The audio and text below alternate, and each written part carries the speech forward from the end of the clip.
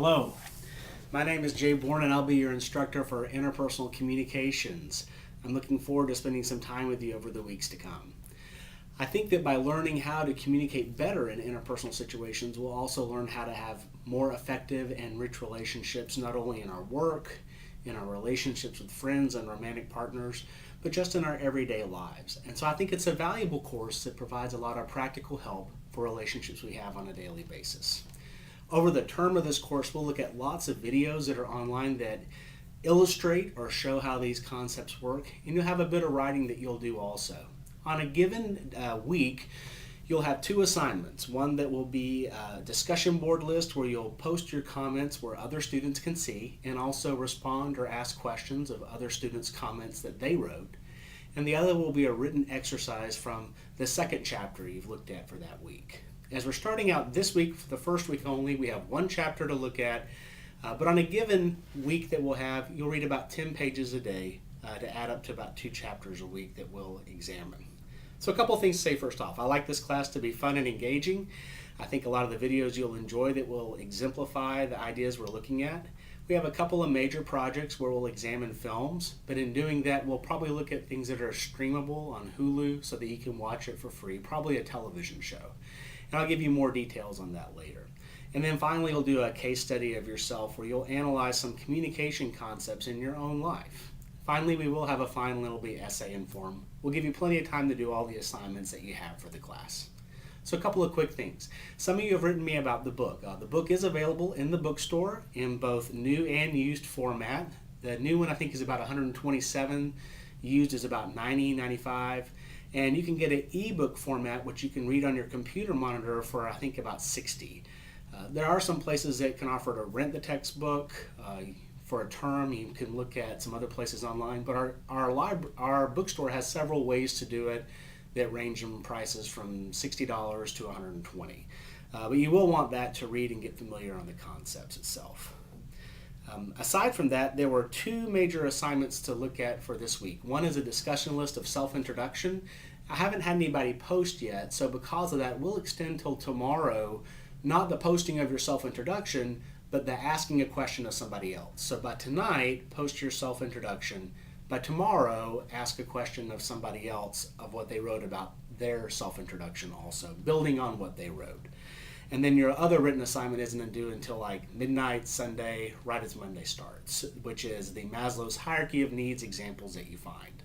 So the first example, again, is pretty simple, a self-introduction, which doesn't look like it's that tough.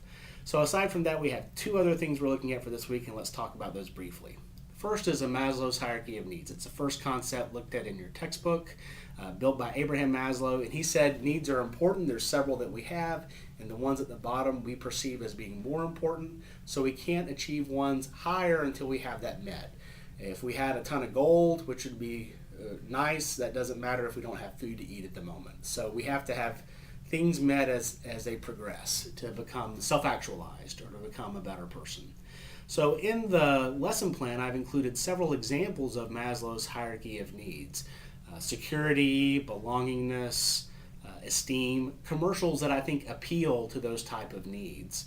And I also provided one long example from the movie Up that shows all those needs in that movie. So if you like cartoons or you like that movie, you might want to look at that. Otherwise, I have most of the other needs that have shorter examples shown. The Up file is pretty large. You're not required to look at it. If you're a little confused and want to see some more examples or you'd like to see a longer explanation, that'll work. Otherwise, the shorter clips will work fine. So those are clips I found on YouTube, and what I want you to do is to find clips of your own on YouTube that you think also fit those needs. Not the ones I use, but different ones.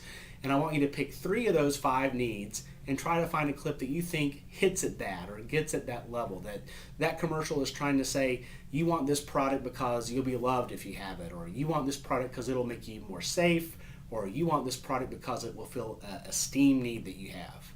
One last note, one example I have is a Scientology commercial. It's just, I use that as an example to show that there are lots of different avenues where people try to promote becoming a better or a more self-actualized person. By no means does it mean I endorse Scientology. It's just an example that I found. I do think, though, as Christians, we endorse this idea of Maslow's hierarchy of needs. The social gospels is an example of that. We think it's important when we evangelize to others to give them food to eat, clothes to wear, and that either along with that or afterwards present them the gospel of Christ. That it's hard to understand something that can change your life forever if you're totally consumed about where you get your next meal or having adequate clothes to wear. So in Christian evangelism, we follow the idea of Maslow's hierarchy of needs also. That's the first concept, how we interpret how other people, groups, organizations, advertisers communicate to us and internalize it, depending on how it meets our needs. The second major concept chapter 1 talks about is how we then communicate to other people and how by communicating to them we show how we value them. And that's Martin Buber's I-it, I-you, I-thou relationships. We view people as objects, it, as some we have some relationships with but not a deep one, you. In the few people that we have a really strong, close relationship where we share a lot and we really value the other person, I-thou relationship. So that assignment asks you to identify an I-it, I-you, I-thou relationship you have in your own life. It can be anything major to minor, recent to long ago, but just a short paragraph on each one talking about how you think that fits that category. And the last thing I would say is even though there's a category of I-it, I-you, I-thou, and that we do relate to people that way in how we communicate, that we have the ability to relate to more people as an I-thou relationships than your book mentions. I mean, Jesus Christ exemplified this of valuing everybody, regardless of their wealth, their class, their status, or what they've done in their past, that all were equal before the eyes of God. And that's something we can take in also. We can value people more than most people do in society. And I think if you look back on your life, you'll remember as mentors and people that meant a lot in your life, ones that valued you. And just to say that as we're starting into this interpersonal communication process, we have the ability to also value other people in terms of how we communicate to them, that we can have more people that we communicate with on an I-thou relationship, and that can lead to a fuller life.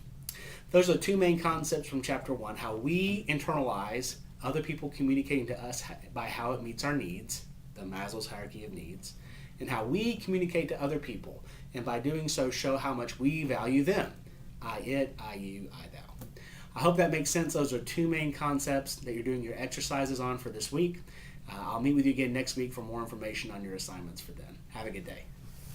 Always feel free to call, write, or email if you want. Thank you.